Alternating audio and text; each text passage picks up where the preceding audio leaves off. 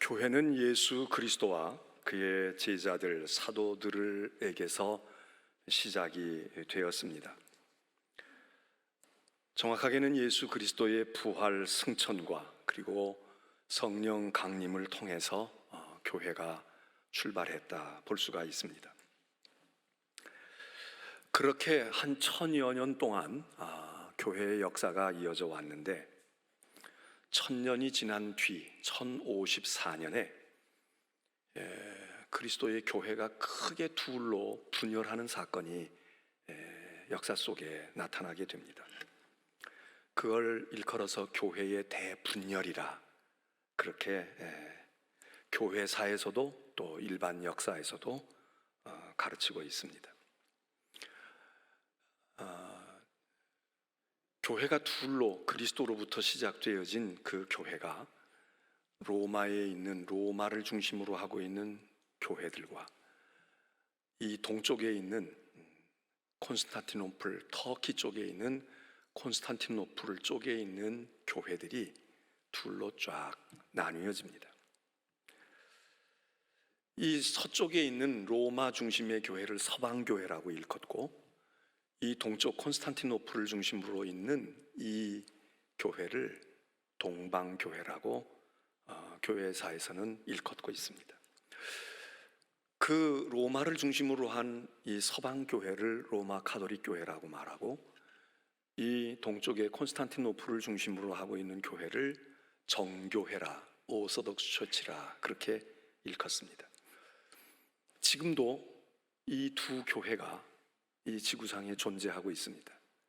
우리가 잘 아는 천주교회는 서방교회이고 그리고 정교회는 동방교회인데 이 동방교회는 교황과 같은 한 분이 다 이렇게 향하기보다 지역을 따라서 조금 더 지역적인 개념이 강해서 러시아 정교회, 터키 정교회, 그리스 정교회, 불가리아 정교회 뭐 이렇게 곳곳마다 자기들 국가를 민족을 중심으로 한 정교회로 교회를 이끌어가고 있습니다. 그 뒤로부터 한 500년이 지난 1500년쯤에 또 교회에 큰 이상기류가 생기게 됩니다. 그것이 바로 이 서방교회 로마 가톨릭 교회 안에서 움직임이 생기게 되는데 교회를 향한 항거, 개혁 이렇게 소리가 나오기 시작하면서 그때 출현하는 교회들이 생기는데 그것이 바로 우리가 지금 속해 있는 기독교 개신교회입니다. 프로테스탄트, 무엇을 프로테스트했다, 저항했다, 항거했다 그러는 의미도 되겠고 개혁했다, 그래서 개혁의 종교 개혁의 교회 뭐 이렇게 부를 수도 있겠습니다. 우리가 속한 이 기독교, 우리가 기독교 그러면 사실은 크리스티애니티 이렇게 이야기할 때에는 모든 교회니까 지금 얘기한 가톨릭 교회, 정교회, 그리고 개신교회 이걸 다 포함했을 때 기독교라고 하는 말을 쓰지만 그래서 우리가 기독교 그렇게 얘기하면 왜 기독교를 너희만 써? 이렇게 얘기를 합니다. 근데 그러기로 말하면 가톨릭 교회는 우리만 가톨릭 교회야 그렇게 얘기하면 안 되죠. 왜냐하면 가톨릭이라는 말은 공통된, 공적인, 공교회, 공번된 교회. 우리가 사도신조를 고백할 때 옛날에는 공번된 교회 이렇게 말하고 요즘엔 공교회 이렇게 말하는데 그 공교회 그게 캐톨릭이라는 말이거든요. 그럼 뭐 교회가 공교회지.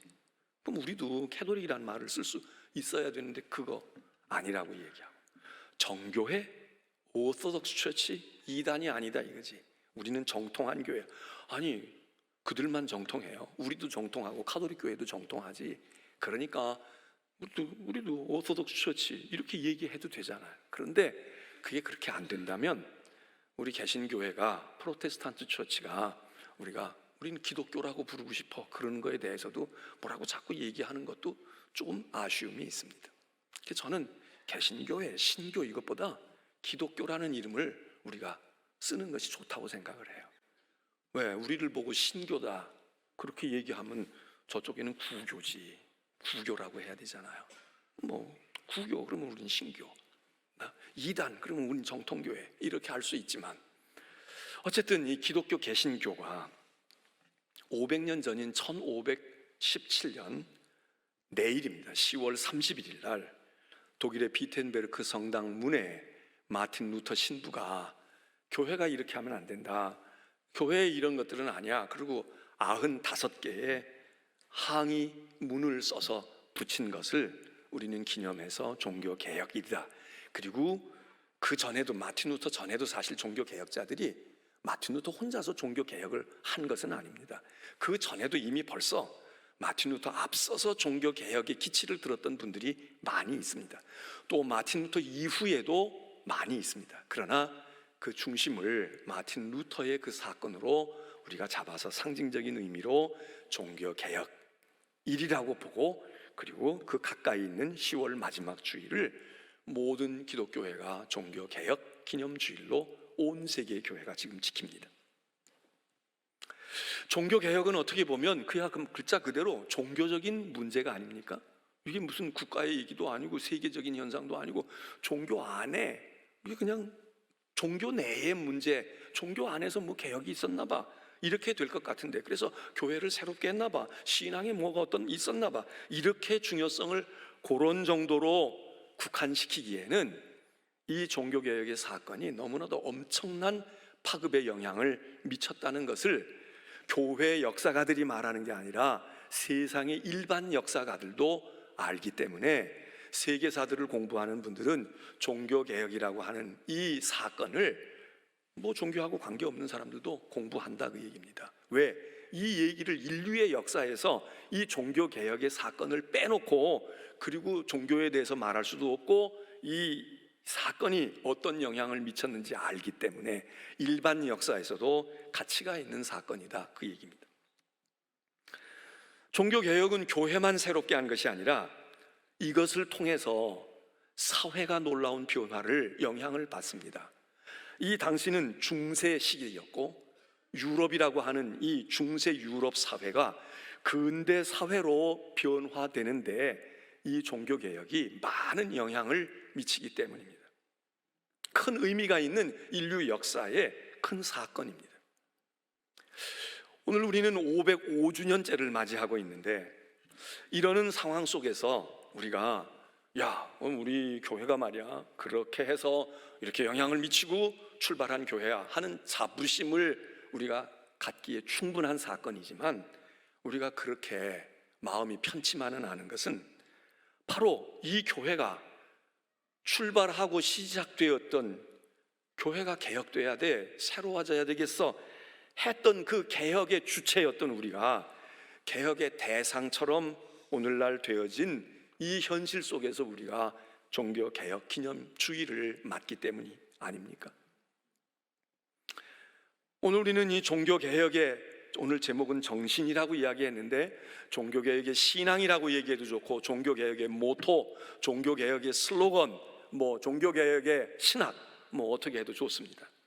자관 종교개혁이 가지고 있는 그 의미와 가치가 무엇이냐, 무엇을 중요하게 여긴 것이냐 하는 것을 여러분과 함께 나누려고 합니다.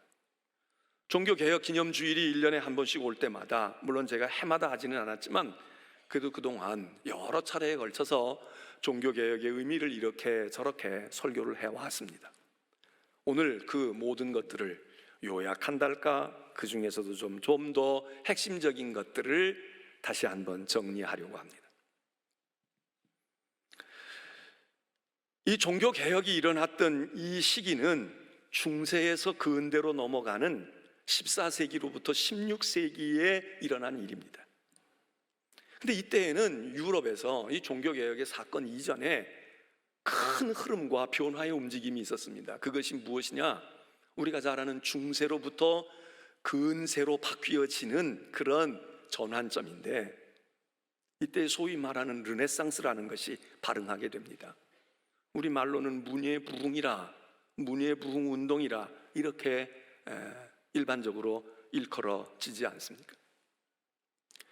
르네상스라고 하는 것은 새롭게 한다, 다시 되살려낸다, 그런 의미가 있다는데, 무엇을 다시 새롭게 하고 무엇을 살려낸다는 걸까? 중세기 그러면 여러분은 무엇을 떠올리십니까?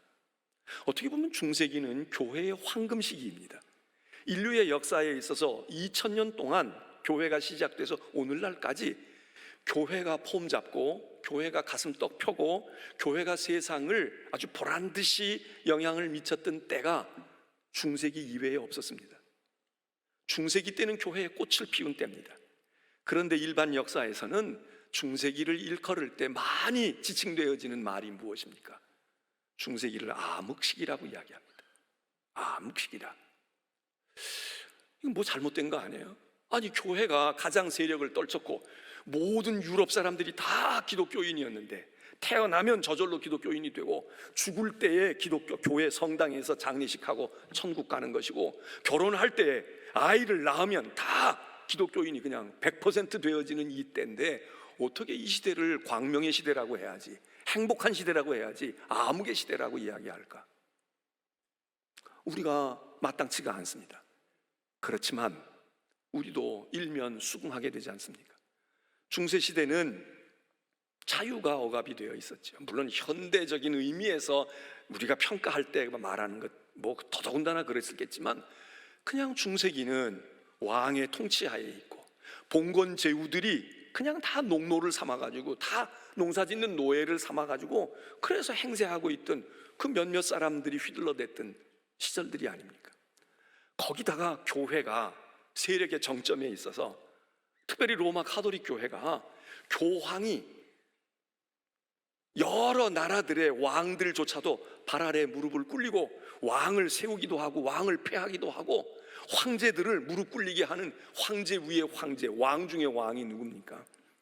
교회의 머리가 되어 있는 그런 교황이라고 그렇게 세력을 떨칠 때인데, 그러면 교회가 우리로 말하면 복음화가 다 됐으니까 행복하고 천국이 돼야 되고 지상 낙원이 돼야 되는데 왜 암흑기라고 이야기할까? 타락한 심령들이라서 그걸 은혜를 모르고 가치를 몰라서 그러고 반발하는 걸까? 그렇지 않았다는 거예요. 정치적으로는 그렇게 통제를 받았을 뿐 아니라 정신적으로도 영적으로도 교회를 통해서 구원을 얻고 교회를 통해서 복음을 받은 것 같았지만, 그러나 교회가 또 다른 굴레처럼 되어 있고 또 다른 억압처럼 되어 있는 그 속에서 사람들이 자유와 개성에 대한 분출이 일어나기 시작한 거죠. 그래서 르네상스를 통해서 문학이라고 하는 것이 먼저 그 싹을 들기 시작했다는 겁니다.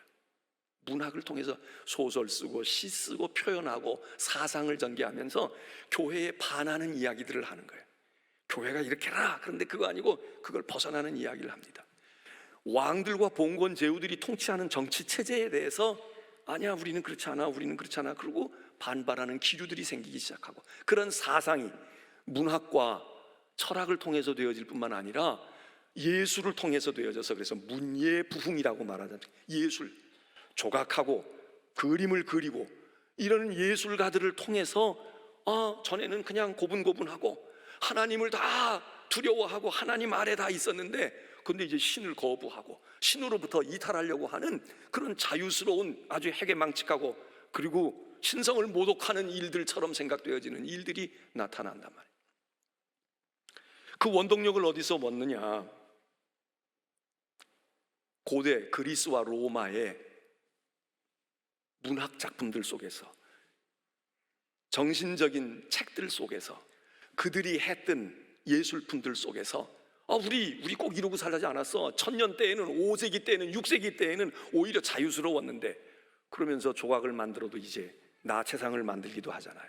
그림을 그려도 나체 그림을 만들고 비너스 신상을 만들고 이러면서 표현의 자유, 예술의 자유, 문학의 자유, 사상의 자유를 추구하기 시작을 합니다. 그리고 그 근거를 우리는 현재를 깨트릴 거야, 저항할 거야 이런 게 아니라 옛 것을 통해서 원래 우리가 이랬다고, 원래 우리가 이랬던데 지금 이거 언제부터 이렇게 통제가 된 거야, 언제부터 이렇게 된 거야, 그리고 옛 것을 찾아서 그것으로 돌아가자 하는 것이 문예부흥의 아주 중요한 것입니다. 제가 왜 장황하게 이 이야기를 하느냐?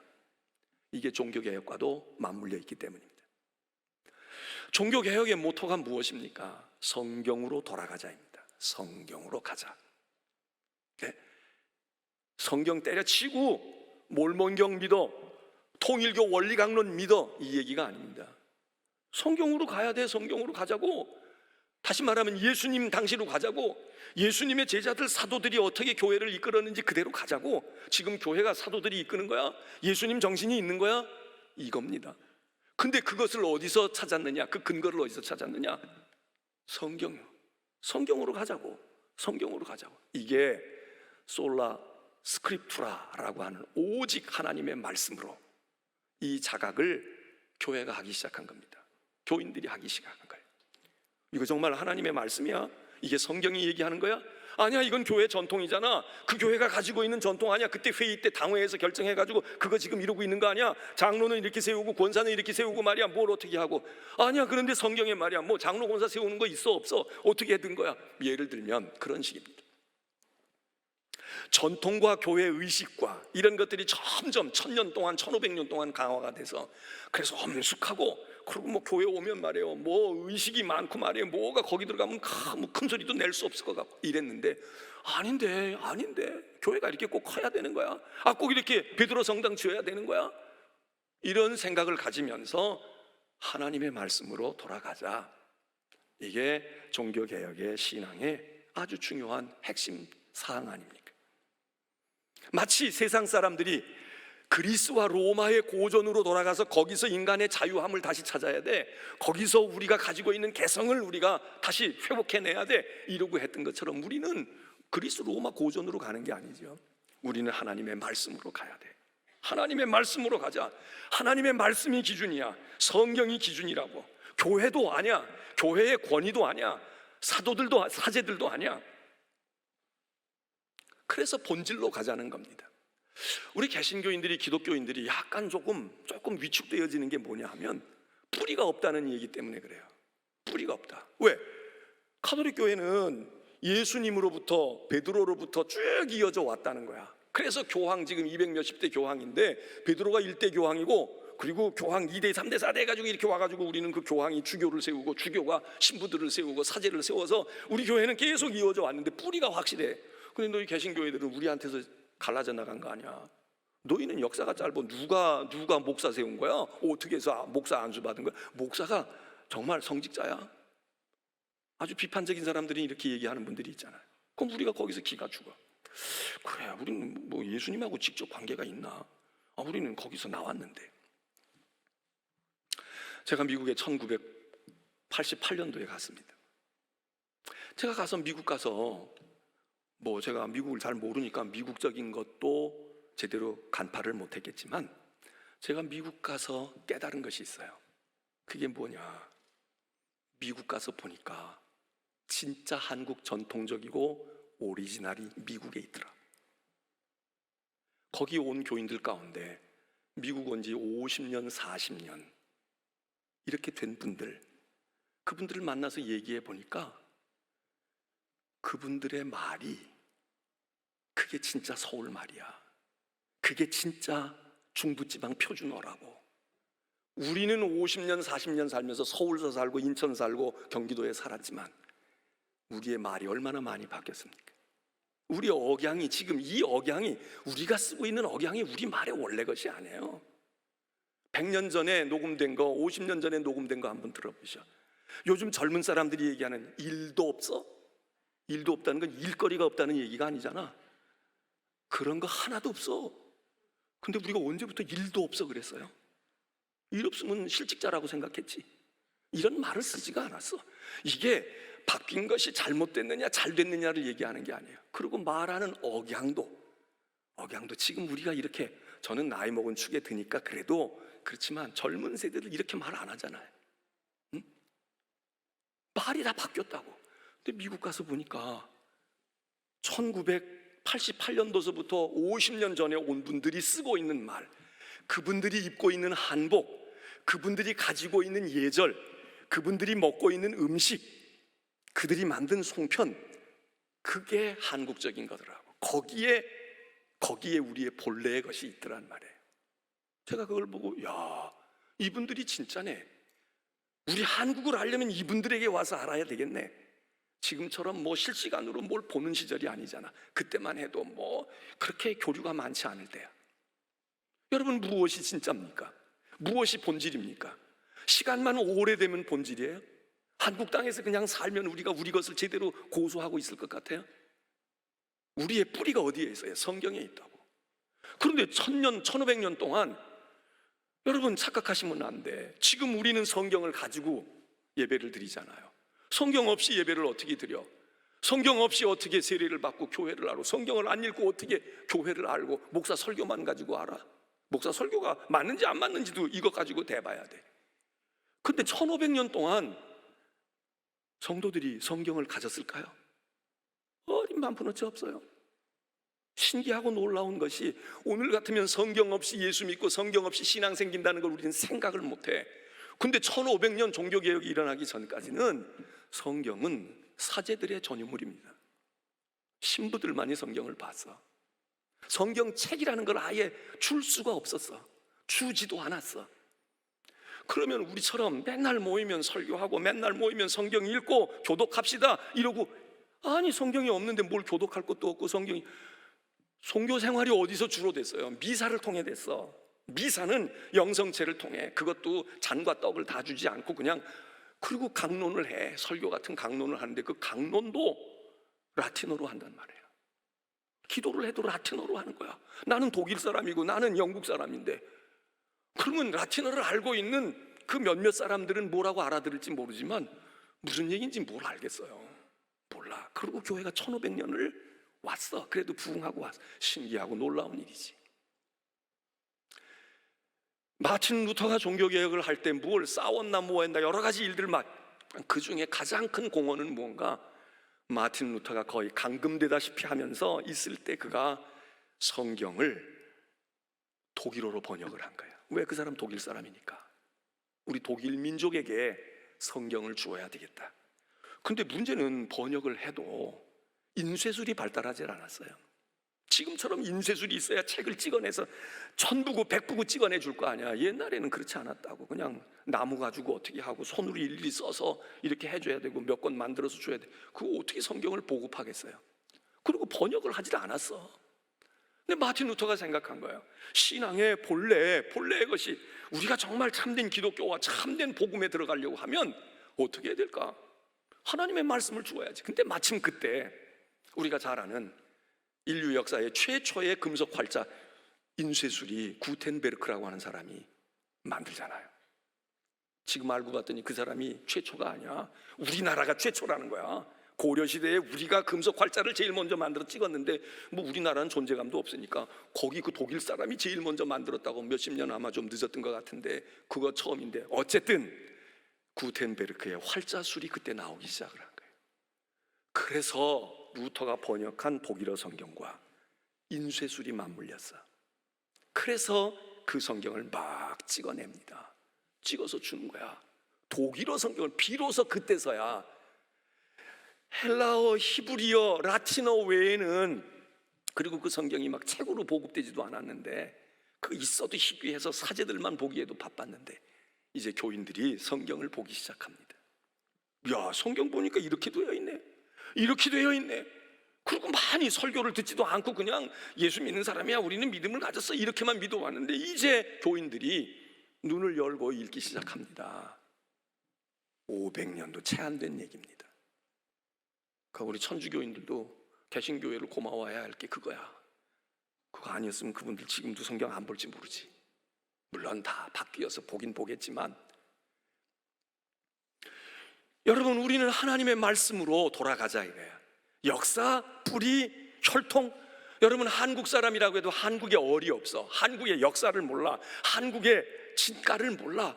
그리고 그냥 밥만 먹고 앉았고 그냥 김씨성만 이어받고 있는 사람과 귀화를 했어도, 여러분 한국에도 그런 분들이 있잖아요. 외국 대학에서 지금 한국학을 가르치는 사람들 가운데 우리보다 한국을 더 잘하는 분들이 있잖아. 한국의 역사, 한국의 문화, 한국의 정신에 대해서 더 잘 알고 있어. 우리가 가서 그분들에게 배워야 돼. 오히려 그분들 한국을 가르쳐 주십시오.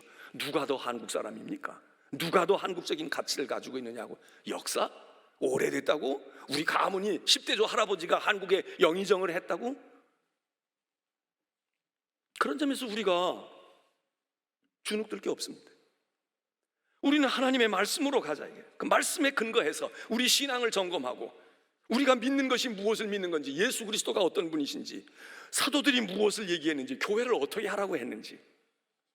그래서 여기서부터 나오는 것이 깨달은 게 뭡니까?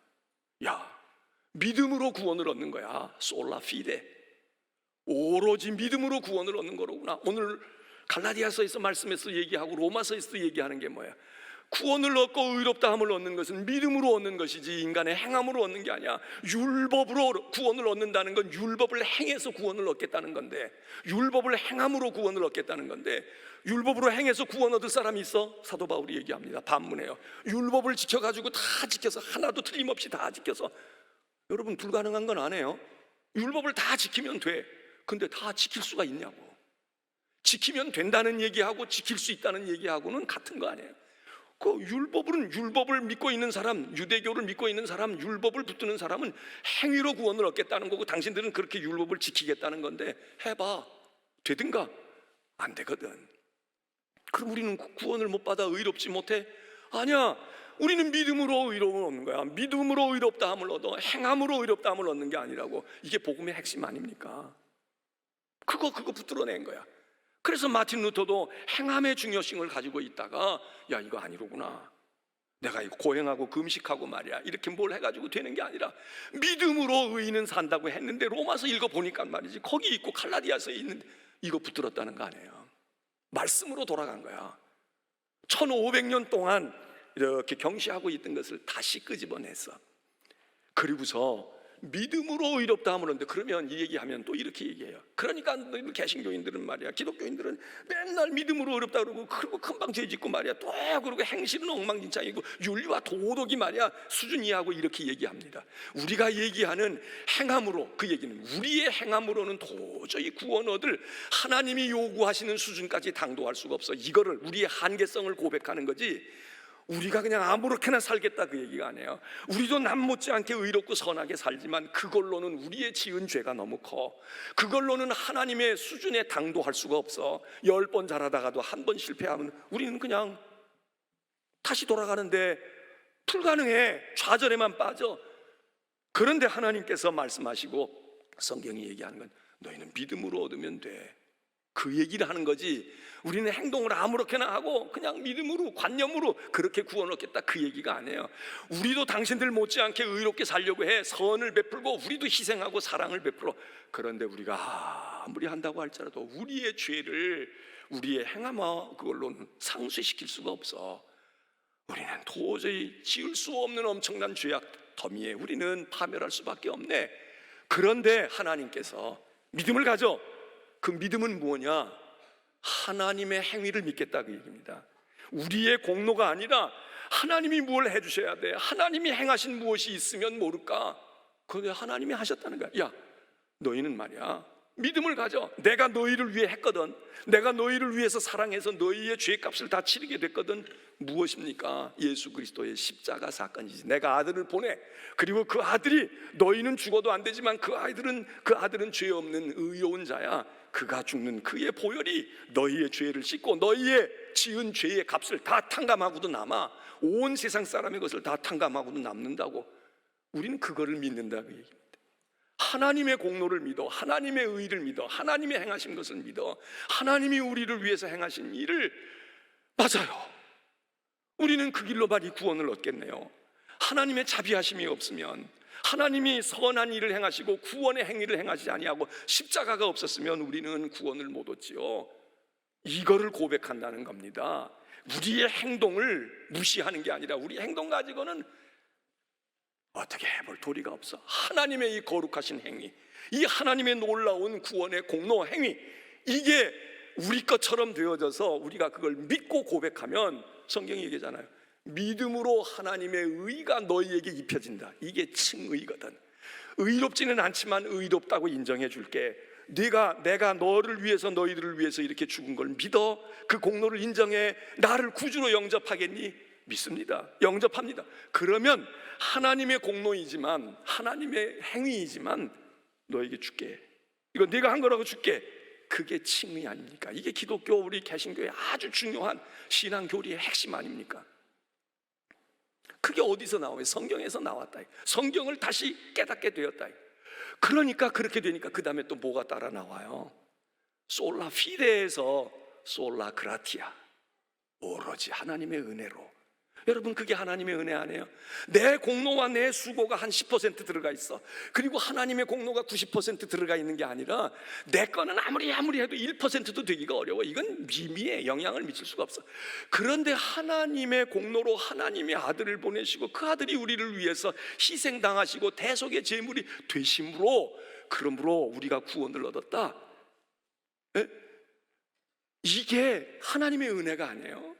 하나님의 은혜다 이거야. 그래서 오로지 은혜로 우리가 구원을 얻지. 솔라 그라티아. 그러니까 그 다음에 오직 예수 그리스도, 솔루스 크리스토스, 오직 예수 그리스도로 말미암아. 이렇게 줄줄이 개신교 신앙의, 기독교 신앙의 핵심 요소들이 딱 엮어지게 되는 겁니다. 시간이 지났지만 한 가지만 더 여러분에게 말씀을 드리면, 개신교 신앙 가운데 중요한 것은, 또 하나의 중요한 핵심은 만인 제사장 사상입니다. 우리 모두가 제사장이라는 거예요. 이게 왜 중요하냐? 성직자의 권위, 사제 중심의 권위에서, 아니야, 우리는 사제가 필요 없어, 이 얘기입니다. 독립을 선언하는 거야. 기도할 때도 사제가 기도해 줘야 돼. 죄를 회개할 때에도 고해성사를 가서 해야 돼. 그렇게 해서 사제라는 말은 뭐예요? 프리스트라는 말은 중보자라는 말입니다. 하나님과 우리 사이에 중보자가, 아니야, 우린 필요 없어. 히브리서도 얘기했는데, 구약에는 필요했지만 이제는 예수 그리스도가 대제사장이시니까 우리의 제사장은 그리스도뿐이야. 그리스도가 우리의 제사장이지. 그게 우리 신앙이에요. 그리스도가 우리의 제사장이에요. 제사장이 정말 제사장이 필요하다면 예수님이 제사장이지 우리는 제사장이 아니지. 네? 그리스도가 우리의 제사장인데 무슨 제사장이 필요해?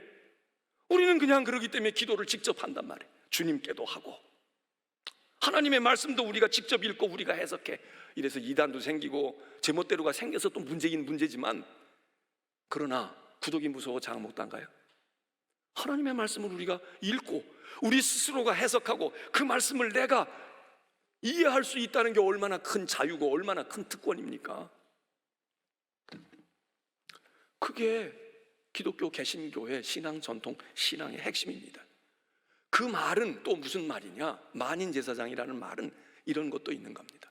우리는 진짜 제사장은, 우리의 중보자는 예수 그리스도이지만 만일 우리가 이 땅에서 제사장이 필요하다면 나도 제사장이 될 수 있어, 이 얘기입니다. 나도 제사장이 될 수 있어. 여러분은 여러분의 가정에서 목사인 우리 교회 목사들이 가서 목사가 되는 게 아니에요. 가정에서 누군가가 남편이 됐든 아내가 됐든 아버지가 됐든 누군가가 제사장을 해야 해. 예? 여러분이 모여있는 직장에서 거기 목사가 가서 사목이 있어가지고 거기서 예배 드려야만 우리 목사님이 있어, 이 얘기가 아닙니다. 거긴 내가 목사처럼 해야 돼. 내가 제사장처럼 해야 돼. 내가 기도해 줄 수 있어야 되고, 내가 말씀을 전할 수 있어야 되고, 내가 그들의 짐을 대신 져줄 수 있어야 되고. 그래서 그게 만인 제사장입니다. 우리 아이를 학교에 보내서 선생님이 교육만 시켜줘요? 우리가 가정에서 얼마나 가르칠 게 많아. 내가 가정에서 제일 좋은 교사는 어머니다, 제일 좋은 학교는 가정이다, 이런 얘기를 왜 해요? 마찬가지로 만인 제사장이라고 하는 얘기는, 하나님, 내가 제사장처럼 살아야지. 내가 내 아이를, 우리 가정에서는 내가 제사장처럼 예배인도도 하고 기도도 하고 축복도 하고 믿음으로 내가 세우고 지킬 거 지키고 말이야. 하나님 앞에 대신 중보하고 기도해야지. 그거 안 해요? 그거를 다 교회에다가만 맡기면 되겠어? 그런 의미에서 만인 제사장이다 이거야. 모든 사람이 제사장이다. 제사장처럼 해야 된다, 그 얘기지. 교회의 목사는 그 기능을 전적으로 수행하는 펑션의 문제, 기능의 문제, 직능의 문제입니다. 근데 옛날 중세교회는 그렇게 안 했거든. 성직자라고 얘기했거든. 그리고 나머지 성직자 빼놓고 여러분은 뭐예요? 속직에, 세상 세속 직업에 먹고 살기 위해서 여러분 일하는 사람들이야. 농사를 짓든 장사를 하든 사업을 하든 공부를 하든 다 그건 세속적인 일에 먹고 살기 위해서 일하는 것처럼 은연중에 그렇게 이렇게 분류를 했단 말이지. 차별을 했단 말이지. 그런데 아니야. 성직과 속직이 따로 있는 게 아니야. 말씀을 전하는 목사도 기능인으로서의 목사야. 거기에 좀 더 전문성을 가지고 그 일을 소명을 가지고 하지만, 내가 농사를 짓든 장사를 하든 뭘 제조하든 이건 하나님이 나에게 주신 일이야. 목사들이, 신부들이 이게 하나님이 나를 부르신 소명을 가지고, 소명감을 가지고 해야 되듯이 여러분도 그런 소명감을 가지라, 그 얘기지. 구두를 수선하는 사람도 이건 내가 그냥 구두 수선쟁이야 이게 아니고, 야, 이게 주님이 신으실 신발이고 주님이 사랑하시는 내 백성을, 그리고 이 직업이 하나님이 나에게 주신 거야. 직업 소명론이라는 게 이 개신교 기독교에서 나오잖아요. 이게 유럽을 얼마나 발전시키는 원동력이 되느냐 말이지. 그래서 직업 소명론이에요. 소명은 목사들, 선교사들만 가지는 게 아니에요. 여러분들이 다 하나님이 날 이렇게 부르셨어, 하나님이 날 이렇게 하시는 거야. 이거를 깨우쳐 준 것이 만인 제사장설입니다. 저는요, 사실은 종교인이 되려고 하면 천주교 신부님이 되는 게 더 좋아. 물론 결혼 안 한다고 하는 것이 힘들고 어려운 일일 수는 있지만, 그런데 평신도로 그냥 교인으로 신앙생활한다면 개신교인, 기독교인이 가지고 있는 신앙의 원리가 얼마나 대단한 겁니까? 여러분들을 다 세워주는 것인데, 여러분들에게 자유와 권한을 주고 여러분들을 똑같이 대우하고 똑같이 하는, 근데 이 신앙의 가치를 모르는 거예요. 이걸 몰라. 우리가 명품을 들고 있어. 정품을 가지고 있다고. 그런데 정품이고 명품인 것을 내가 들고 있는데 가짜 짝퉁을 가지고 있는 사람들 앞에서 우리가 사족을 목수는 격이 되면 되겠냐고요. 내가 좋은 물건, 이게 정말 브랜드가 좋은 거야. 근데 난 사업을 못해, 장사를 못해, 음식도 그래. 그런데 옆에 있는 사람은 그냥 어떻게 만들어낸, 그냥 자기들 좋은 대로 한 건데, 그런데 그게 만일에 불티나게 팔린다, 그럼 우리가 크게 반성해야지. 여러분이 제사장입니다. 근데 이걸 잘못하면 또 어떻게 되느냐? 맘먹어. 너도 제사장이고 나도 제사장인데, 이러니까 개신교회는 싸움질을 하는 거야. 천주교회 싸워요? 못 싸워. 교인이 1000명이 있어도 신부 한 사람을 못 당해. 왜? 교회를 대표하는 사람은 교인이기보다도 이 신부 사제, 그리스도가 명하고 그리스도가 세움을, 이러니까 신부님들도 권위가 있고 교인들도 함부로 못해. 요즘에는 천주교도 많이 달라졌지만, 천주교 싸워가지고 개척했다는 얘기 들어봤어요? 못해. 더더군다나 옛날에. 근데 기독교인들은요, 그냥 맘먹는 거지. 당신들은 우리가 월급 주는 사람이고 우리는 돈 벌어다가 말이지 헌금해가지고 뭐 여기까지 발전하는 거야. 그러니까 그냥 편안하게 싸워, 편안하게 대들어. 이것도 문제가 있지. 그런데 우리가 정말 자부심을 가져야 되잖아요. 여러분, 이 기독교 개신교의 신앙 원리라고 하는 게 얼마나 우리에게 자존감을 살려주는 것이며, 똑같은 신앙생활을 해도, 아니 성경을 주질 않았다니까. 줄 수도 없었겠지만 줄 생각을 안 했다고. 근데 다 주잖아. 교인들이 더 잘할 수도 있잖아요. 더 해박할 수도 있잖아. 설교 더 잘하는 분들도 있어요. 그 여러분 고맙게 생각해요. 자부심을 가져야 돼. 우리는 우리의 신앙에 자긍심을 가져야 된다고. 딱 가슴을 펴고 굴릴 것이 없다. 우리가 믿고 있는 이것이. 그래서 종교개혁은 말이죠, 우리가 생각할 때는 교회가 부패해서 새롭게 했다, 이거 맞아요. 이게 틀린 건 아니야. 그런데 그 교회가 부패한 것을 우리는 어떻게 생각하느냐? 교회가 돈 밝혔어. 교회가 말이지 세상 권력을 가지니까 왕들까지 무릎을 꿇리니까 교회가 타락한 거야. 그리고 성적으로 문란해졌어. 어쩌고 이러고, 윤리적인 것으로 생각을 합니다. 종교개혁은 윤리의 개혁이 아니었습니다. 종교개혁은 신앙의 개혁입니다. 다시 말해서 바르게 믿자, 바르게 알자. 성경을 제대로 알고 제대로 믿어야 돼. 여기서 윤리도 영향을 받아서, 그러니까 이렇게 하면 안 되잖아. 성직을 매매하면 되겠어? 그렇다고 이렇게 문란하면 되겠어? 이렇게 된 거지. 교회가 오늘 세상은 우리를 보고 뭐라고 얘기하고 교회 안에서도 뭐라고 얘기해요. 교회가 윤리 수준이 세상보다 낮다, 세속적인 것보다 우리가 수준이 떨어져서 그러니까 우리 빨리 도덕성을 회복하고 윤리적인 교회가 돼야 되고 뭘 사회사업을 많이 해야 되고. 여러분, 이건 번지수를 잘못 잡은 겁니다. 그거 하지 말자는 얘기가 아니에요. 그거 한다고 신앙이 바르게 생겨요? 아니야. 하나님의 말씀을 가까이 해야지. 부지런히 읽고 내가 제사장처럼 말씀을 우리 아이들에게도 가르칠 수 있어야 되고, 모르는 사람에게 내가 복음을 설명해 줄 수 있어야 되는데 벙어리야. 그냥 말할 줄도 모르고 맨날 들으려고만 하고 귀만 넓어지고. 이건 우리 신앙의 장점을 파묻어 놓고 있는 것입니다. 우리가 제사장인데 우리가 기도해 줄 수 있고, 우리가 말씀을 전할 수 있고, 우리가 복음을 자랑할 수 있고. 시간이 지났지만 하나, 내가 어젠가 그저께 뭘 보니까 말이에요. 우리나라 배구 선수 중에 유명한 여자 배구 선수 있잖아. 난 그 선수 팬이에요. 아주 좋아. 그래서 국내 리그 복귀했다고 그래서 내가 2게임을 다 요약한 걸 봤어. 야, 역시 인물은 인물이야. 정말 잘해. 그런데 제 마음에 더 쏙 드는 일이 얼마 전에 있더라고. 보니까 게임하고 나서 MVP가 됐대. 최우수 선수로 뽑혔대. 그러면 우리 같으면요, 이게 뽑혔자 뭐 으쓱하거나 좀 기분이 좋을 거 아니에요. 근데 이 친구 기분이 나빴대. 왜 기분이 나쁘냐?